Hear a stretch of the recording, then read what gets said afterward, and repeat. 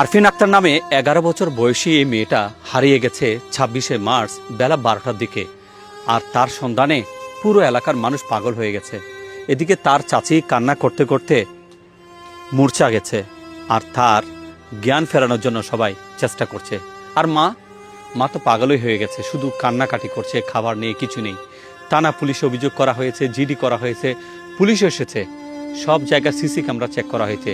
CC ক্যামেরাও নাকি কাজ করছে না। নালা, নর্দমা, ডোবা, দিঘি, এই যে দেখতে পাচ্ছেন, সব জায়গায় তল্লাশি করা হচ্ছে। 36 ঘন্টা পার হয়ে গেছে, কিন্তু এই মেয়ের এখনো সন্ধান মিলেনি। যে যেখান থেকে আমার এই ভিডিও দেখছেন, দয়া করে ভিডিওটা সব জায়গায় ছড়িয়ে দেবেন। হয়তো আপনার একটা শেয়ারে এই মেয়েটাকে পাওয়া যাবে। আর তা না হলে এই এলাকার মানুষগুলো যে এরকম দুরবস্থায় পড়েছে, হয়তো তাদের সান্ত্বনা দেওয়ার কোনো ভাষা থাকবে না।